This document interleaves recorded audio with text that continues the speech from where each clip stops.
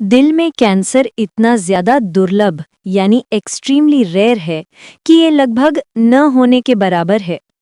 इसका मुख्य कारण ये है कि कैंसर होने के लिए जो सबसे जरूरी चीज है वो दिल की कोशिकाओं में होती ही नहीं है।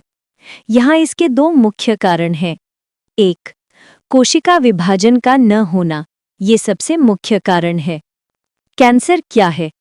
कैंसर वो बीमारी है जहां शरीर की कोशिकाएं यानी सेल्स बिना रुके अनियंत्रित तरीके से बंटती यानी डिवाइड और बढ़ती रहती हैं।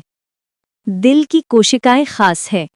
हमारे दिल की मांसपेशी कोशिकाओं की एक बहुत खास बात है, वे बंटती नहीं है। इसे ऐसे समझिए, आपकी त्वचा या आंत की कोशिकाएं पुरानी कोशिकाओं को बदलने के लिए लगातार बंटती यानी डिवाइड होती रहती हैं। इस लगातार कॉपी होने की प्रक्रिया में गलती यानी म्यूटेशन होने का खतरा होता है, जो कैंसर को जन्म दे सकता है। लेकिन दिल की कोशिकाएं हमारे बचपन में ही बंटना बंद कर देती हैं। वे सिर्फ आकार में बड़ी होती हैं, लेकिन अपनी संख्या नहीं बढ़ाती। चूंकि दिल की मांसपेशी कोशिकाएं बंटती ही नहीं है, इसलिए उनमें वो गलती यानी म्यूटेशन होने का मौका ही नहीं होता जिससे कैंसर शुरू हो सके। 2. दिल का माहौल। ये दूसरा कारण है कि क्यों दूसरे कैंसर जैसे फेफड़े या स्तन का कैंसर भी फैलकर दिल तक आसानी से नहीं पहुंच पाते। इसे मेटास्टेसिस कहते हैं। खून का तेज बहाव। दिल एक पंप है, उसके अंदर खून का बहाव इतना तेज और शक्तिशाली होता है कि एक कैंसर कोशिकाओं को वहां चिपकने या बसने का मौका ही नहीं देता। तो फिर दिल का कैंसर कैसा होता है? जब भी बहुत दुर्लभ मामलों में दिल में कैंसर पाया जाता है तो वो आमतौर पर दो प्रकार का होता है।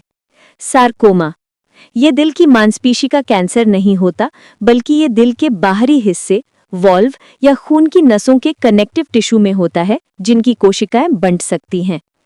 मेटास्टैटिक, ये कैंसर दिल का नहीं होता, बल्कि किसी और अंग जैसे फेफड़े में शुरू होता है और फैलकर दिल तक पहुंच जाता है। संक्षेप में, दिल में कैंसर इसलिए लगभग नहीं होता क्योंकि इसकी मुख्य कोशिकाएं मसल सेल्स कभी भी विभाजित यानी डिवाइड नहीं होती हैं। और बाहर का कैंसर मेटास्टैटिक कैंसर वहां आसानी से इसलिए नहीं पहुंच पाता क्योंकि दिल लगातार काम करता है और खून का बहाव बहुत तेज होता है। यहाँ दी गई सभी जानकारी केवल शैक्षिक, सूचनात्मक और स्वास्थ्य के बारे में जागरूकता बढ़ाने के लिए है। किसी भी समस्या या लक्षण के लिए एक योग्य विशेषज्ञ से सलाह लें। कृपया खुद से कोई इलाज न करें क्योंकि सही कारण जाने बिना इलाज करना नुकसानदायक हो सकता है।